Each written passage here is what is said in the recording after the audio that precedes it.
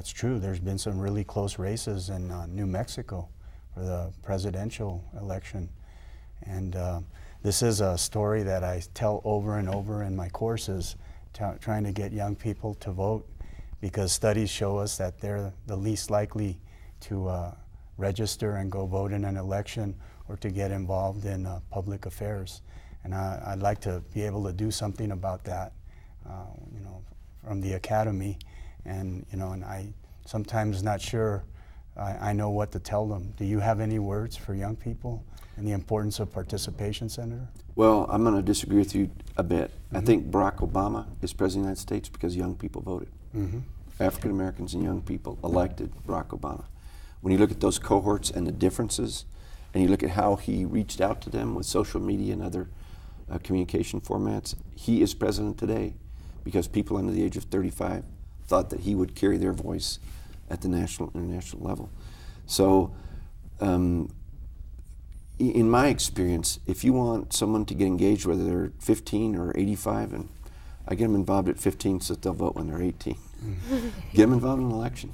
When we did the Adelante con Ganas, which was not about one person trying to get himself elected, but a community trying to increase its voter participation, we got community college students.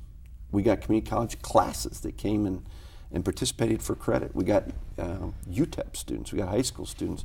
They were the front lines of going precinct by precinct to figure out what is it that people want to see changed, and then how do we reach them to change. And I guarantee those young folks that participated know the value of democracy now because they were doing it.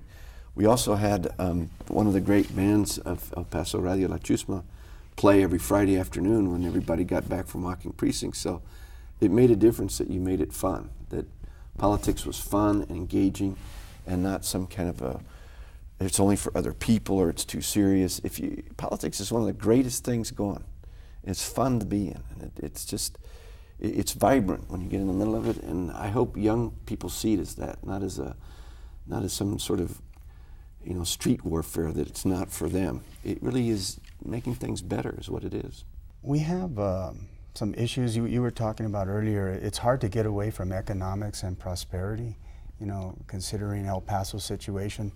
Some of the things we talked about earlier were whether El Paso's getting an equitable amount of public resources and allocations from the government. But there also seems to be a lot of issues in the private sector as well that your papers brought out. And it had to do with access to capital and the way banks make loans and so forth. And Kim looked into that area, and I think she's got a couple of questions for you, Senator. That's a great topic. Yeah. I look forward to getting in the middle of it. We were wondering what you, excuse me, what you felt were the biggest problems for El Paso regarding the access to capital, and what would need to be done to improve the situation. If you're a senator from El Paso, and you've gone through the Unite El Paso process, and you've been an attorney in the Court of Inquiry, and you've organized and pushed for economic summits in El Paso, which was exactly what happened roughly from 1990 to 1996, 97. There are three primary issues that are game-changing issues. One is education. We have fewer educated adults than any city our size. Got to fix that. What you learn is what you earn. If you want to move up in the economic scale, you got to move up in the education scale, period. So we've got to reform, we've got to create opportunities in education, and particularly in Hispanic education. The second is healthcare. It's part of an economic multiplier. If you have a good healthcare system, people are at work, they're healthy, their students are healthy. If you have a poor healthcare system, you're pulling resources out of the existing economic structure. You're paying more for healthcare than other communities your size, and you're becoming non-competitive at attracting new capital and attracting people that will come with jobs. And the third is, you ought to have an ordinary opportunity to have access to capital to grow your opportunities as a family and as a business. And what was really happening was, this was a community where large multinational entities were pulling capital out of El Paso. In the 50s, by comparison, we had two very competitive large banks. They were home-owned banks, their shareholders were here, They made loans locally. They gauged risk between Mexico City and Denver. One of these banks owned portions of Teléfonos de Mexico because of the border location. They gauged what was the risk of being repaid on loans because they knew the person that they were lending to. Fast forward, we went through a banking era where all our banks were purchased by Houston and Dallas. Managers in other communities said, we don't know anything about them, take all those deposits and move them over here. And then North Carolina, New York, and others, so that deposits from El Paso, Texas are being used to make major net interest loans in places like Manhattan. Our capital was being pulled out and sent elsewhere. In some cases, you had loan-to-deposit ratios. A loan-to-deposit means I put $100 in. How many of those dollars are lent in El Paso? If you take a really, really good loan-to-deposit ratio, I'm going to take Government Employees Credit Union, it's 93 out of 100. They take $100, they keep what they have to keep to maintain reserves, they pay their administration, and they loan back 93 in this community. In some of these larger multinational entities, the loan-to-deposit ratio was 19%. How would your body do if you took 4 quarts of blood out of it? I think your heart would have an easy time pumping that around. The point is, you can't operate if you don't have any capital to operate, and that was what was happening in El Paso. And when you deconstruct the access to capital issue, that issue has become one of the key dominant issues of our time in the current recession. It was taking huge amounts of capital and deploying them in ways that were extraordinarily risky. And all of that was discovered here in the mid-90s by a series of students. Students were researching that in El Paso and finding out what was going on with El Paso Capital. So here you have a multinational. It's telling you you cannot have a loan here at this desk. We don't make those kinds of loans. Why don't you go across the street over here?